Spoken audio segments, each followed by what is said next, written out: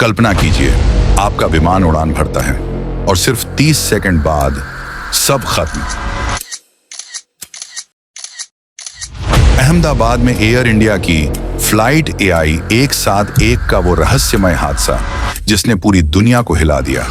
कैसे दुनिया का सबसे सुरक्षित माना जाने वाला बोइंग 787 ड्रीमलाइनर अचानक जमीन पर आ गिरा?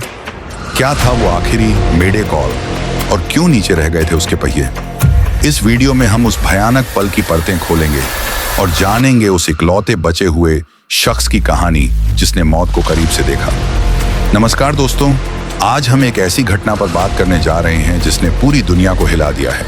एक ऐसी त्रासदी जिसने विमान इतिहास में एक नया दुखद अध्याय जोड़ दिया है। अहमदाबाद से लंदन जा रही एयर इंडिया की फ्लाइट AI 171 बोइंग 787 ड्रीमलाइनर उड़ान भरने के कुछ ही पलों बाद दुर्घटनाग्रस्त हो गई। यह बोइंग 787 ड्रीमलाइनर का पहला घातक हादसा है। गुरुवार 12 जून 2025 की दोपहर 1:39 अहमदाबाद के सरदार वल्लभ भाई पटेल अंतर्राष्ट्रीय हवाई अड्डे से एयर इंडिया की फ्लाइट AI 171 ने उड़ान भरी। इसमें 230 यात्री और 12 क्रू सदस्य सवार थे, लेकिन उड़ान भरने के महज 30 सेकंड से 5 मिनट के भीतर यह विमान अहमदाबाद के एक घनी आबादी वाले आवासीय क्षेत्र BJ मेडिकल कॉलेज के डॉक्टरों के हॉस्टल पर जा गिरा। यह मंजर दिल दहला देने वाला था।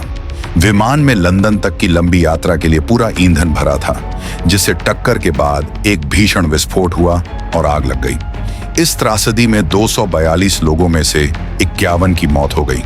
जमीन पर भी कम से कम 5 मेडिकल छात्रों और अन्य लोगों की जान चली गई। कुल मिलाकर 265 से ज्यादा लोगों की मौत की पुष्टि हुई है। इस भयानक हादसे में एक ब्रिटिश नागरिक विश्वशकुमार रमेश चमत्कारिक रूप से जीवित बच गए। लेकिन सवाल यह है, आखिर ऐसा क्या हुआ? शुरुआती जांच और वीडियो फुटेज से कुछ चौंकाने वाले खुलासे हुए हैं। उड़ान भरने के तुरंत बाद पायलटों ने मेडे कॉल किया। ये एक गंभीर आपातकाल का संकेत था। इसके बाद विमान का एयर ट्रैफिक कंट्रोल यानी कि ATC से संपर्क टूट गया और वह तुरंत दुर्घटनाग्रस्त हो गया। विशेषज्ञों ने वीडियो फुटेज का विश्लेषण किया है और कुछ अजीब बातें नोट की हैं। विमान बहुत धीमी गति से नीचे आ रहा था। उसकी नाक ऊपर थी, लेकिन वह ऊंचाई नहीं पकड़ पा रहा था। सबसे महत्वपूर्ण बात यह थी कि विमान का लैंडिंग गियर पहिए नीचे ही थे, जबकि उड़ान भरने के बाद उन्हें ऊपर खींच लिया जाना चाहिए था। यह एक बड़ी एरोडायनामिक समस्या का संकेत है। साथ ही विशेषज्ञों ने यह भी अनुमान लगाया है कि विमान के टेक ऑफ फ्लैप सेटिंग सही नहीं थे। फ्लैप्स विमान को कम गति पर लिफ्ट देने में मदद करते हैं, और अगर वे गलत हों तो विमान के लिए ऊंचाई हासिल करना बेहद मुश्किल हो जाता है।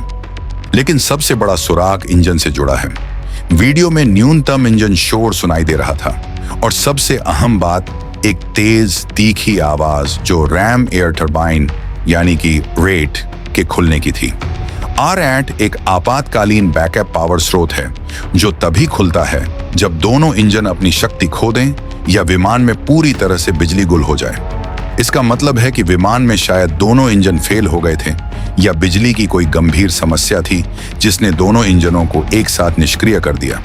विशेषज्ञों का मानना है कि इतनी कम ऊंचाई पर अचानक दोनों इंजनों का फेल होना बर्ड स्ट्राइक, पक्षी के टकराने का सबसे संभावित कारण हो सकता है। इसके अलावा विमान के ADS-B डेटा का 625 फीट की ऊंचाई पर बंद हो जाना भी एक संभावित विद्युत विफलता की ओर इशारा करता है।